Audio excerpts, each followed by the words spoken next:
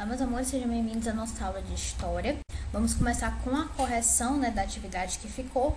Nós temos primeiro ali sobre governo geral, que foi da página 113 à página 115, A nossa atividade da página 113, temos ali a primeira questão seguinte. Complete os espaços abaixo. Após o fracasso das capitanias hereditárias, o rei de Portugal, Dom João III, resolveu criar o regime do governo geral para reger e administrar a colônia. Então, aqui que vai ficar preenchido capitanias hereditárias, Dom João III, governo geral e aqui embaixo colônia, certo? Na segunda questão diz o seguinte, faça a correspondência. A gente tem aqui a primeira coluna, A gente vai relacionar com a próxima, tá certo? A gente tem aqui número 1, local de instalação do governo geral, certo? 2, autoridade máxima na colônia. 3, deveres, dos donatários. E 4, objetivo do governo geral. Então, a gente tem aqui primeiro, fazer progredir a colônia, O que era fazer progredir a colônia? Era o objetivo do governo geral, Então, aqui você vai colocar o número 4. Aqui tem, na segunda, afirmativa, obedecer ao governo geral e colaborar com ele, O que era isso? Era um dever, o dever do donatário, deveres dos donatários. Você vai colocar aqui o número 3. Próximo, governador geral. O que era o governador geral? Era a autoridade máxima da colônia, Então, você vai colocar aqui o número 2. E a última afirmativa diz Baía de Todos os Santos. O que era a Baía de Todos os Santos? Foi o local, de instalação do governo geral. Então, aqui você vai colocar o número 1. Assim vai ficar 4, 3, 2, 1. Certo? Na terceira questão, pede uma marcar de acordo com a legenda. Então, a gente tem aqui Tomé de Souza, número 1, número 2, Duarte da Costa, número 3, Mendes Sá, São os primeiros governadores gerais. E a gente vai atribuir, aqui as afirmativas a cada um desses governadores. A primeira diz, combater os invasores franceses. Quem foi combater os invasores franceses? Foi Mendes Sá. Então, você vai colocar aqui o número 3. Na segunda diz, desenvolveu a cultura da cana-de-açúcar. Quem foi que desenvolveu? Foi o Tomé de Souza. Então, aqui você vai colocar o número 1. Na próxima afirmativa diz, perdeu a autoridade para governar e administrar por problemas criados pelo seu filho. Quem foi? Foi Duarte da Costa. Você vai colocar 2. A próxima fala que fundou a cidade de Salvador. Quem foi dos 3 que fundou a cidade de Salvador? Foi Tomé de Souza. Então, aqui você vai colocar 1. E por último diz, propiciou a fundação da cidade de São Sebastião do Rio de Janeiro. Quem foi? Foi Mendes Sá. Então, aqui você vai colocar 3. Assim vai ficar 3, 1, 2, 1, 3. Certo? Você pode pausar para conferir, para ver se você fez corretamente. Se sim, a gente pode continuar para a próxima página, já na nossa quarta questão, que pergunta qual foi a importância dos padres Manuel da Nóbrega e José de Anchieta na nossa história, Qual foi a importância deles? Eles fundaram o Colégio de São Paulo de Piratininga, E daí nasceu a cidade de São Paulo. Então, essa foi a importância deles, Na quinta questão diz o seguinte, complete o quadro de acordo com os auxiliares do governador geral e suas atribuições. Então, nós temos aqui, ouvidor-mor. Qual é a atribuição do ouvidor-mor? Ou seja, ele era responsável pelo quê? Ele era responsável pela justiça, O provedor-mor, ele era responsável pela cobrança de impostos. Olha, tá aqui a resposta. Capitão-mor, ele era responsável por defender o litoral do ataque inimigo. Então, você confere para ver se você fez exatamente assim, se está igual, tá bom? Se sim, a gente vai para a sexta questão, que diz o seguinte. Quais foram as cidades que surgiram com os governos gerais e que hoje tem grande valor no nosso desenvolvimento? E quem as fundou, Então, aqui a gente tem cidades que foram criadas durante os governos gerais. Foi Rio de Janeiro, Salvador e São Paulo, Quem criou Rio de Janeiro aqui foi Estácio de Sá. Quem criou Salvador foi Tomé de Souza. E quem criou São Paulo foi José de Anchieta e Manuel da Nóbrega. Certo? 7. Tá pedindo para você definir entradas, dizer o que é entradas e dizer o que é bandeiras. Entradas, gente, são expedições do governo que não ultrapassavam os limites do meridiano de Tordesilhas, E as bandeiras são as expedições particulares que não respeitavam o Tratado de Tordesilhas, certo? Então, as entradas, elas eram expedições, feitas pelo governo que elas não ultrapassavam, o Tratado de Tordesilhas. Já as bandeiras, elas eram expedições particulares que não respeitavam o Tratado de Tordesilhas, certo? Continuando, a gente pode passar para a nossa 8ª questão, né? Que pede para marcar com um X quem liderou uma das mais importantes bandeiras. Quem deles três, né, liderou uma das mais importantes bandeiras? Foi Mendes Sá, Fernão Dias Pais Leme ou Tomé de Souza? Foi Fernão Dias Pais Leme, tá? Então aqui você vai marcar um X, certo? Na 9, tá perguntando quais eram os objetivos das bandeiras, né? O objetivo deles era aprisionar os índios e descobrir metais e pedras preciosas, tá? E na 10, né, tá dizendo que de acordo com o que foi estudado, complete o texto. Vamos lá. As bandeiras surgiram com as seguintes finalidades: aprisionar os indígenas para o trabalho nas lavouras, que aumentava na colônia e precisavam de gente, e para ajudar a procurar minas de ouro, tá? Então é assim que vai ficar, né, preenchido o texto. Você pode pausar para conferir. Se você fez corretamente, a gente já pode prosseguir, né, para a nossa próxima correção, que é sobre invasões francesas e holandesas, que é da página 119 e 120. Na página 119, tem aqui na primeira questão o seguinte: organize os números em ordem decrescente e encontre o nome de 2 países que invadiram o Brasil na época da colônia. Então, você vai organizar do maior para o menor, certo? Aqui a gente vai organizar, pegar 80, né, que é o maior, que é H-O, 78, né, que é o segundo maior, LAN, e por último 53, que é DAR. Se a gente juntar, fica Holanda, certo? E aqui, né, pegando o maior, tá? Que é 204, Fran, e 198, que é SA, né? C cedilha A. Então, aqui nós temos França, assim fica Holanda e França, tá? Já aqui na segunda questão tá pedindo para assinalar as alternativas corretas, né? Tem mais de uma correta, você vai marcar um X naquelas que estão certas.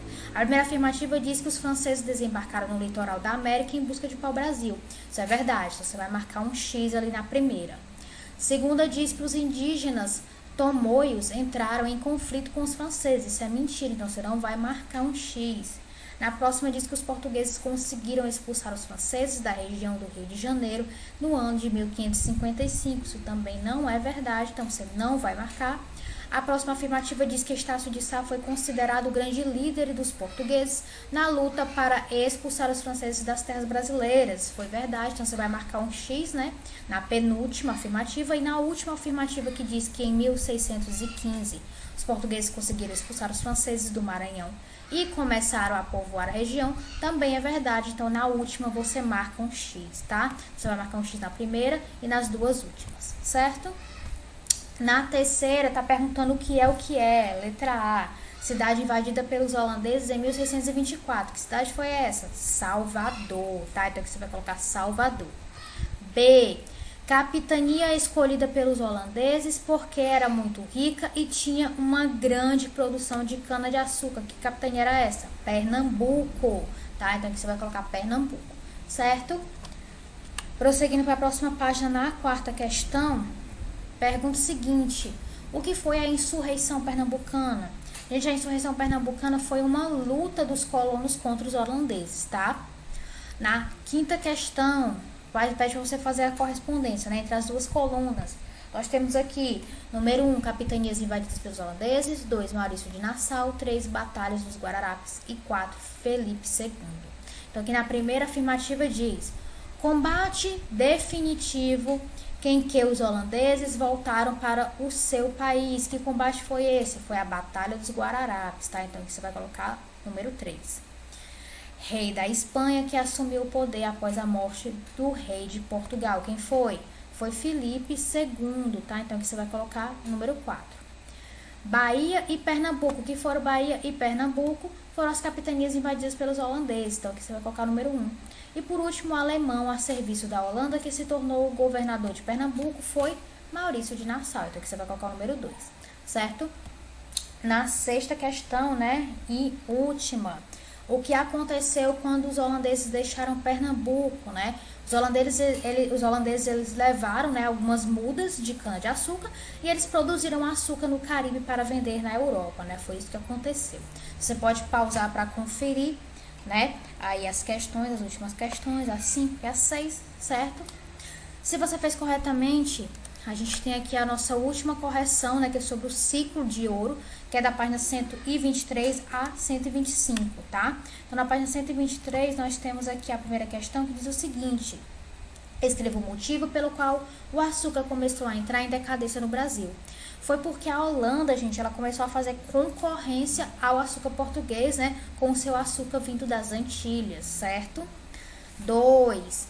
Quem encontrou ouro na região onde atualmente fica o estado de Minas Gerais? Quem foi que encontrou?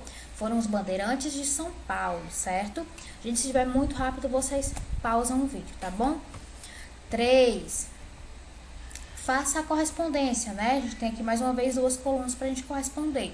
A primeira tem aqui, número 1, cobrava impostos muito altos aos mineradores. 2, sofriam maus tratos e ficavam doentes com frequências. E 3, fabricação de artesanato e venda ambulante. Então, nós temos aqui a primeira afirmativa. Tipos de atividade nas quais os escravos passaram a trabalhar. Foi a 3, né? Ó, número 3, fabricação de artesanato e venda ambulante. Então, você vai colocar aqui número 3. Segunda afirmativa diz, o governo português. O que era o governo português? O governo português, ele cobrava impostos muito altos aos mineradores, tá? Você vai colocar aqui número 1.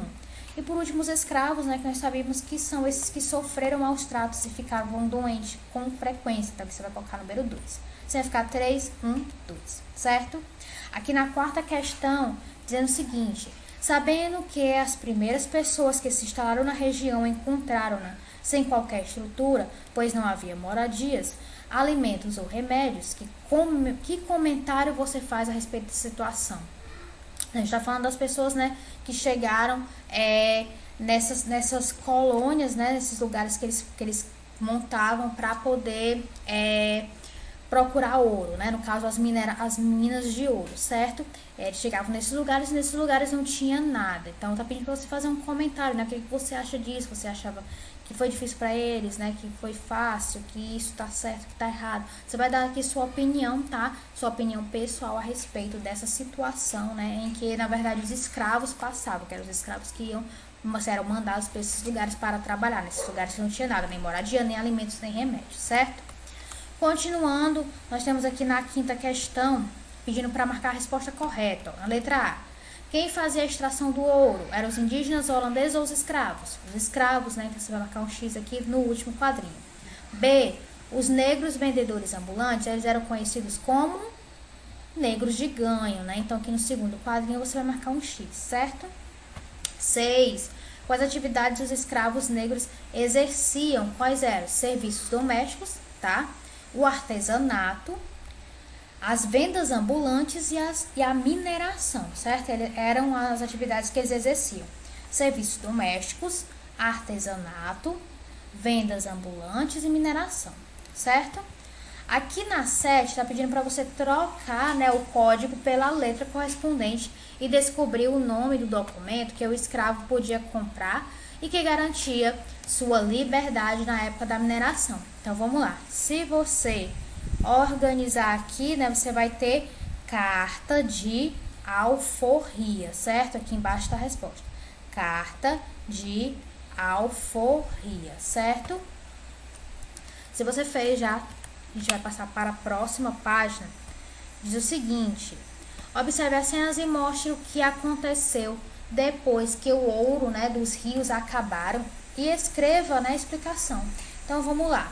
Aqui nós temos nessa imagem, primeiramente, né, os escravos que passaram a extrair ouro das encostas dos morros, né, e aqui nós temos, né, os escravos que passaram a extrair ouro das galerias subterrâneas, certo? Então, o que aconteceu depois? Depois que acabou, né, o ouro dos rios, os escravos passaram a extrair ouro das encostas das montanhas, e como mostra aqui nessa imagem, também passaram a extrair ouro das galerias subterrâneas, certo?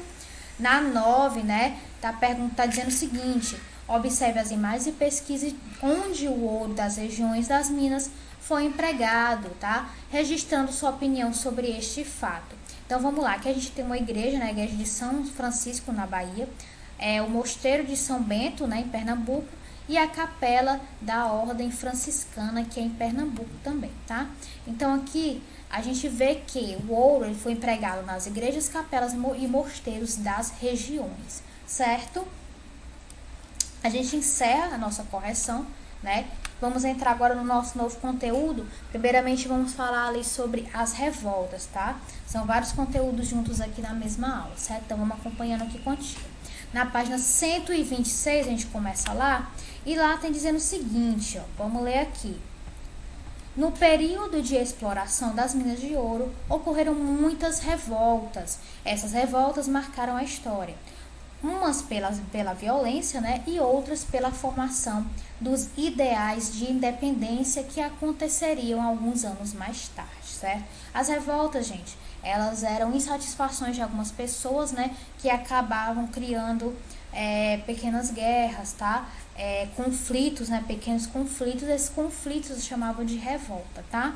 Aqui a gente tem a revolta de Beckman, que foi no Maranhão em 1684. Vamos entender um pouco sobre essa revolta.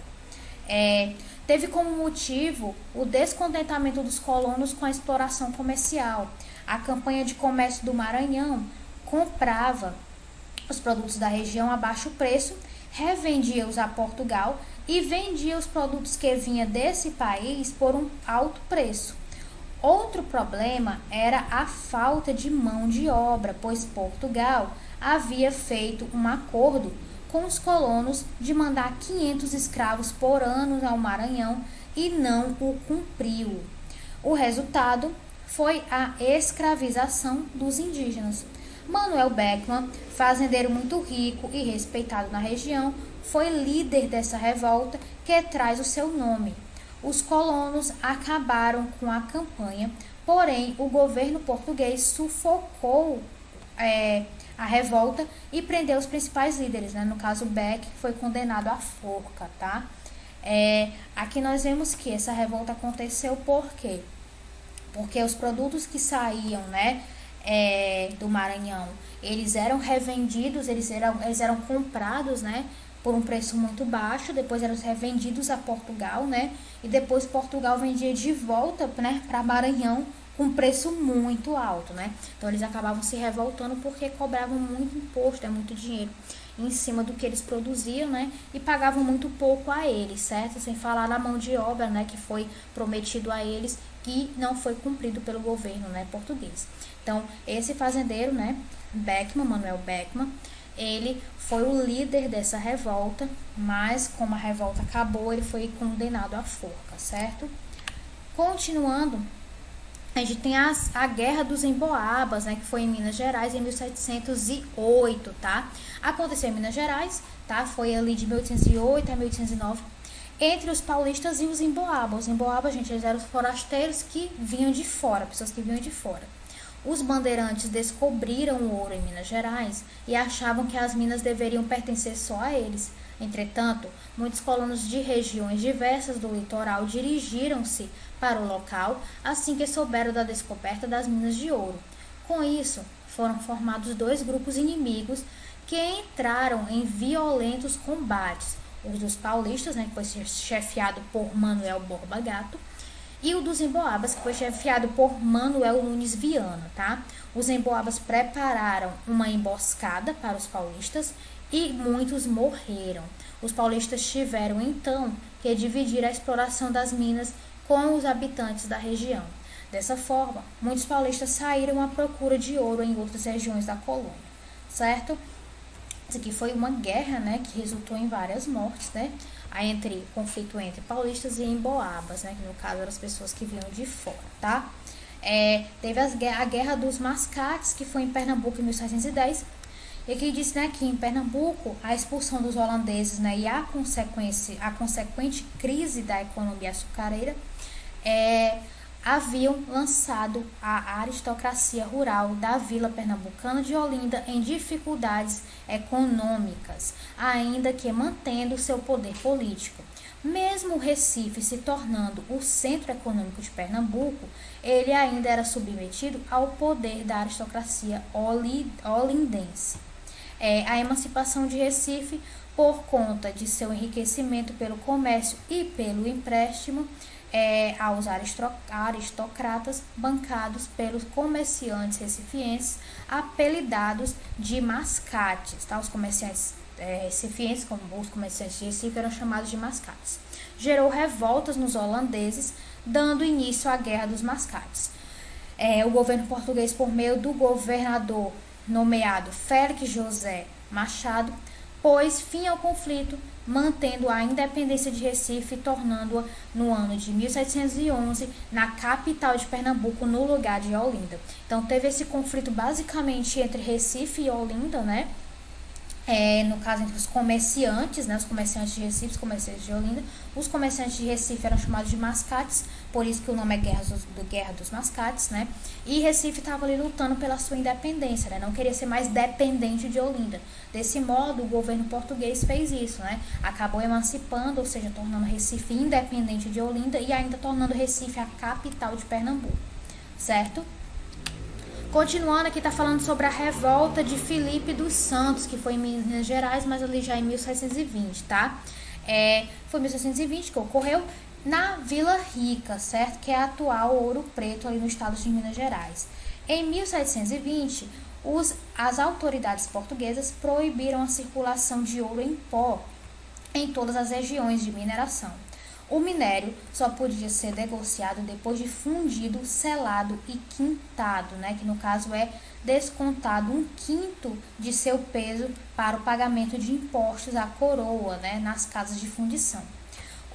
Os minérios, chefiados por Filipe dos Santos, revoltaram-se e exigiram que o governador mandasse fechar as casas de fundição e diminuísse os impostos, certo?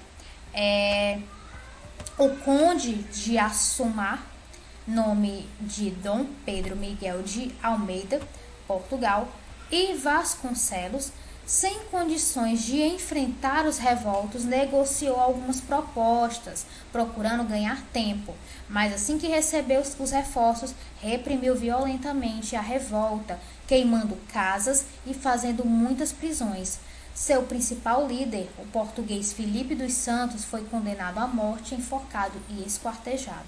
Então, aqui a gente está falando, né, de uma revolta que aconteceu porque existiam essas casas de fundição, né, onde quando eles encontravam ouro, o ouro ele é encontrado em pó, né, na natureza ele é encontrado em pó. Então, o governo português determinou que esse ouro em pó deveria ser levado para essas casas de fundição, que era onde o ouro ele era transformado em barra, né?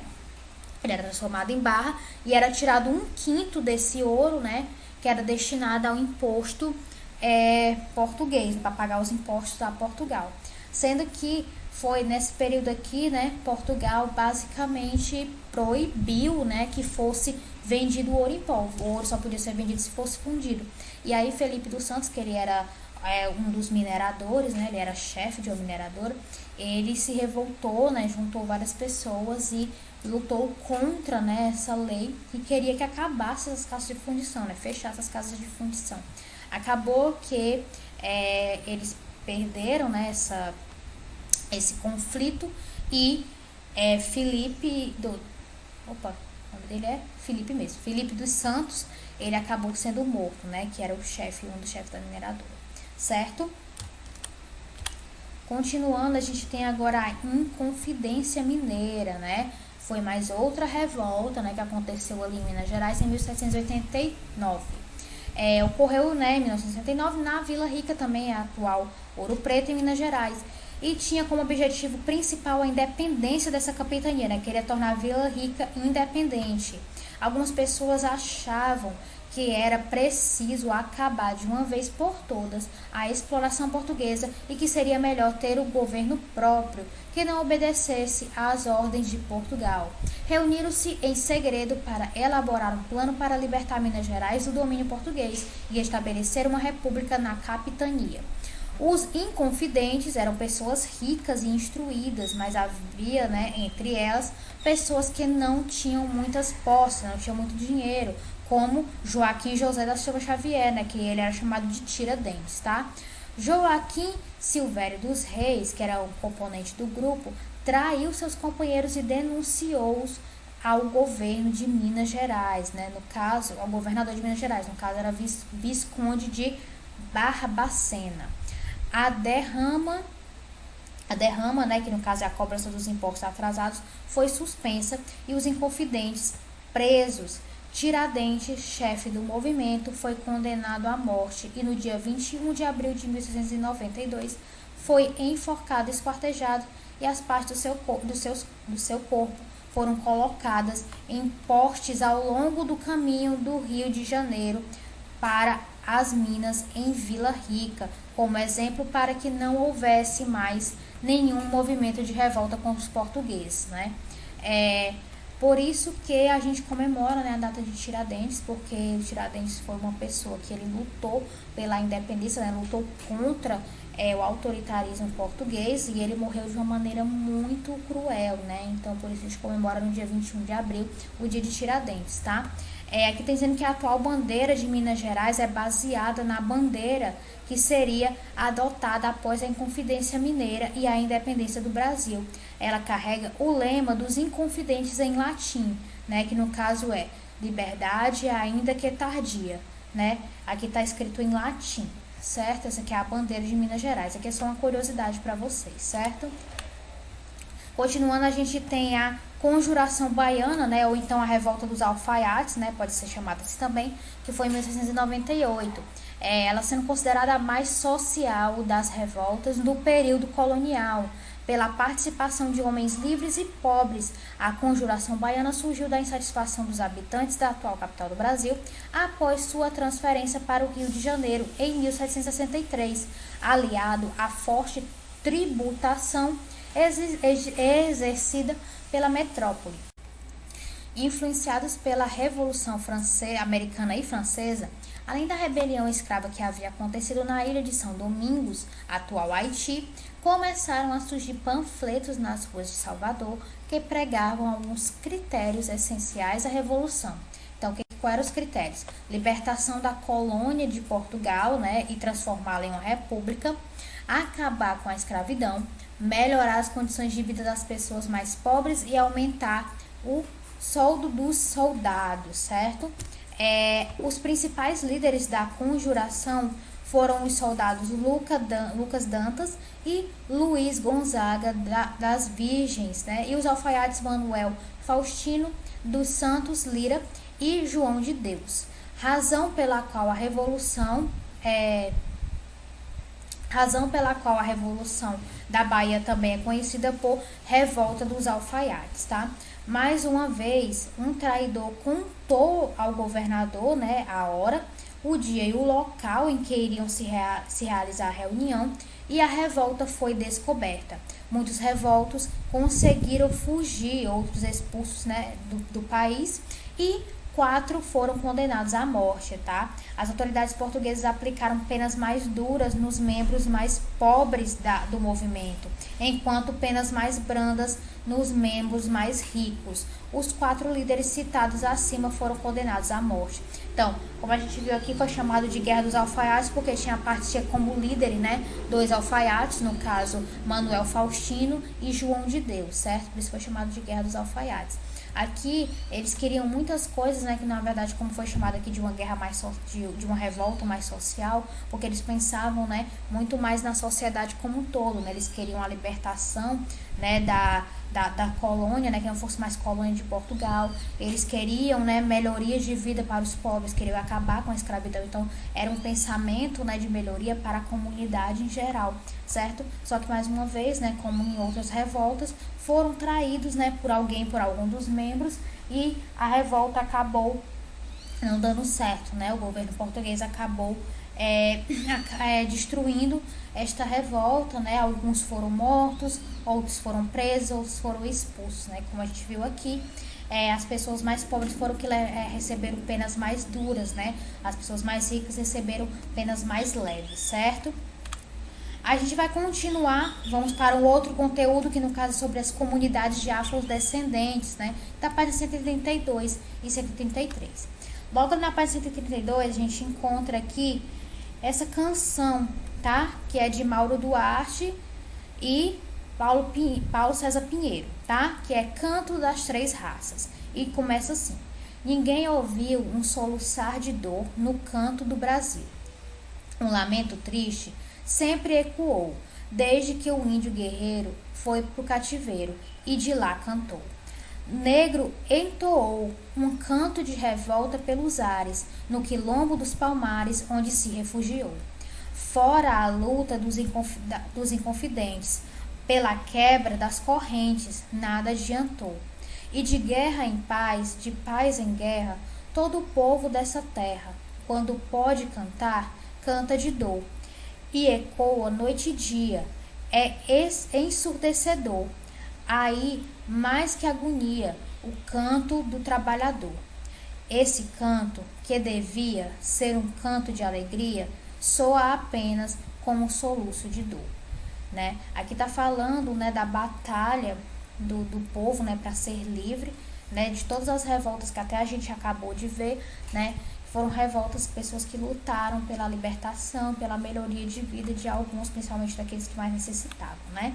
E aqui, continuando, diz que a libertação, a liberdade, né, é algo que todos devem ter e todo povo deve lutar por ela, né? É por isso que os escravos africanos sempre se rebelaram contra os senhores, pois também nunca aceitaram a escravidão. Esse regime não deve ser imposto a ninguém nos dias de hoje, assim como não deveria ter sido no passado. Sabemos que em todos os locais onde os escravos trabalharam, aconteceram revoltas, rebeliões, lutas e fugas. Aqui nós temos esse mapa, né, que é uma parte do mapa do Brasil. A gente consegue ver aqui o Ceará, Rio Grande do Norte, aqui é o Nordeste, né, a gente vê o Nordeste, tá? Bahia, Pernambuco, Piauí.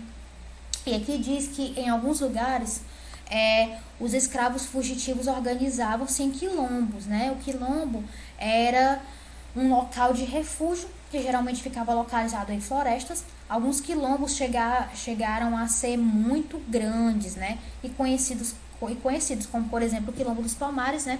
Que ficava ali entre Alagoas e Pernambuco. Essa parte aqui, dessa faixa aqui mais escura, toda é o Quilombo dos Palmares, né? Ela era muito grande. Sabe-se que havia quilombos desde o ano de 1630 até a época da abolição, em 1888. Ou seja, desde o começo da implantação da escravidão no Brasil, os escravos sempre resistiram. Saber que existia um quilombo já fazia os outros escravos sonharem com uma vida de liberdade e estimulava novas fugas, o que era uma ameaça à colonização e à exploração do Brasil. Portanto, os quilombos sempre foram perseguidos pelos donos de escravos, que tentavam destruí-los e recuperar os fugitivos. A vida dos quilombos não era fácil. A vida nos quilombos não era fácil, mas era melhor que a escravidão. Eles viviam da agricultura, recebiam apoio dos escravos que não conseguiam fugir e dos comerciantes que vendiam utensílios para a própria sobrevivência.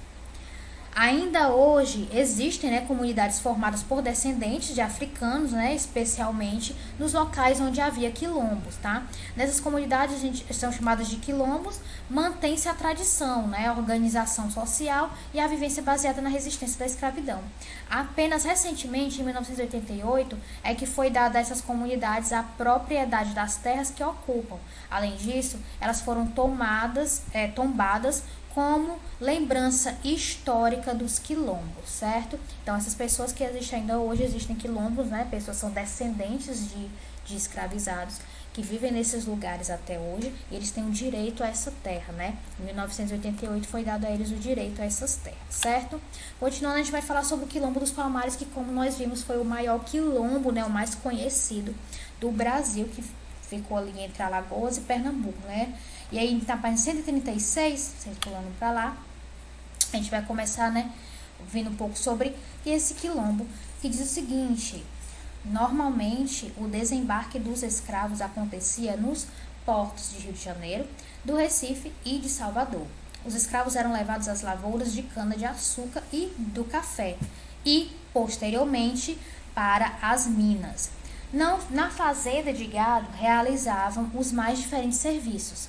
Trabalhavam em atividades domésticas na casa grande dos seus senhores e também eram grandes ferreiros. Nas cidades, eram explorados como vendedores, carregando frutas e comidas produzidas por seus donos. Para não fugirem, traziam cangas no pescoço. Quando aqui chegavam, tinham até que de seguir a religião de seus donos. Muitas mulheres passaram a ser mucamas, né? Cozinhando, cuidando da casa, lavando a roupa. Para muitos senhorzinhos, né, e sinhazinhas, as escravas tornavam-se a mãe preta ou ama de leite, pois amamentavam os filhos de seus donos. Muitas vezes, os escravos eram atacados pelo banzo, que era a doença causada pela saudade de sua terra natal, chegando a definhar e até morrer. Devido aos maus tratos, fugiam, mas eram perseguidos pelo capitão do mato, né, uma espécie de feitor que administrava o trabalho dos escravos e aplicava os castigos por desobediência ou fuga. Quando conseguiam fugir, criavam os quilombos, né? Eram os quais os mais importantes foi o do Quilombo dos Palmares, né? Nas serras de Alagoas e Pernambuco. Foi assim chamado porque no local onde estavam haviam muitas palmeiras, tá? Aqui fala uma curiosidade sobre o Quilombo dos Palmares, né? Diz que o Quilombo dos Palmares reuniu cerca de 20 mil pessoas, né? Entre escravos fugitivos, indígenas e até brancos fora da lei. Seu último líder, que foi Zumbi, pela sua bravura, virou até lenda, tá? Vítima de traição, Zumbi foi morto numa emboscada e teve sua cabeça cortada e exposta na praça pública de Recife. Esse fato aconteceu no dia 20 de novembro de 1695 e foi tomado como marco para como marco para o Dia Nacional da Consciência Negra, tá? Quando podemos avaliar e repensar a contribuição do africano na formação do povo brasileiro. Negros puxando redes e, ao fundo, a torre de vigilância.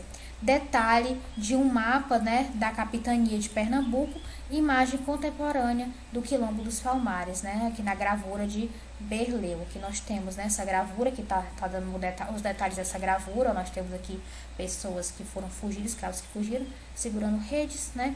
Nós temos aqui essa estrutura que foi montada, que é uma representação do Quilombo dos Palmares, né. Quem fez essa gravura aqui foi Barleus, certo? Em 1647. Continuando, aqui nós vamos falar um pouco sobre Zumbi, né? Quem foi o Zumbi, né? E aqui diz que o mais famoso dos quilombos foi o Quilombo dos Palmares, que fica em Alagoas e Pernambuco, né? Esse quilombo foi chefiado por Zumbi. Houve 25 expedições que tentaram destruir o Quilombo dos Palmares, mas não tiveram sucesso. Diante de tal resistência, o governador de Pernambuco contratou o bandeirante paulista Domingos Jorge Velho para destruir o quilombo porque temia sua força. Zumbi ainda tentou resistir com alguns de seus homens, mas foi traído e preso. Sua cabeça foi cortada, presa a um poste e exposto numa praça do Recife, para que servisse como exemplo aos demais escravos.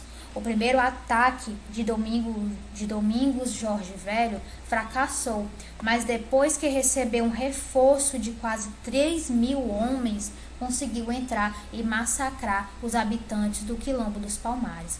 Então, como a gente viu, né, nesse dia que foi o dia da morte de Zumbi, que foi no dia 20 de novembro, a gente comemora o dia da consciência negra, certo? E aqui tá falando, gente, um pouco da presença da mulher negra nos quilombos, né? Diz que algumas mulheres se destacaram nos quilombos, como a Aqualtune, né, que foi a líder do Quilombo dos Palmares, a princesa da África, filha do rei do Congo, foi vendida como escrava para o Brasil, chefiou uma das povoações que levava o seu nome, né, Macambo de Alquatune, né, um nome africano, por isso que é difícil a gente pronunciar. Tem aqui Teresa do Quariterê, né, que também foi rainha do Quilombo Quariterê, durante 20 anos, né, ali no século XVIII. Liderou um grupo de negros e indígenas, impôs tal organização a Quariterê, que o quilombo sobreviveu até 1770. Quariterê se caracterizou pelo seu trabalho com forja, pois transformava em instrumento de trabalho os ferros utilizados contra os negros. E aqui a gente tem Dandara, né? A Dandara foi uma das líderes, né, femininas negras que lutou junto com Zumbi dos Palmares contra o sistema escravocrata. Dandara se colocou ao lado de Zumbi contra Ganga Zumba, né? Por este assinar o Tratado de Paz com o governo português. Certo? Aqui nós temos algumas mulheres, né, que foram muito importantes na história dos quilombos, certo? E aqui a gente vai ver um pouco sobre a comunidade quilombola hoje, né? A gente viu como foi essa construção, né, dos quilombos, nós vimos um pouco sobre o líder, né, e até mesmo as líderes femininas dos quilombos. Agora vamos ver como é que são os quilombos hoje, né, ali na página 139. Diz o seguinte, na página 139, que espalhados por muitos estados desde a época da escravidão, somente após 1981, quando se começou a projetar o Memorial Zumbi dos Palmares, erguido no sítio histórico da Serra da Barriga, em Alagoas, é que a história dessas comunidades entrou na pauta dos movimentos negros.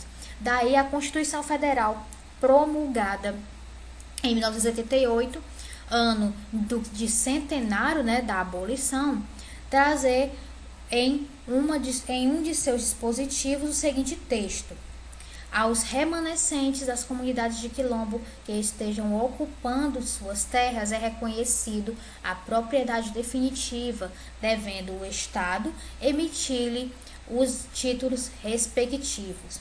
No mesmo instante, era criada a Fundação Cultural Palmares, órgão do Ministério da Cultura, que tem como uma de suas atribuições o levantamento dos quilombos contemporâneos existentes no território nacional.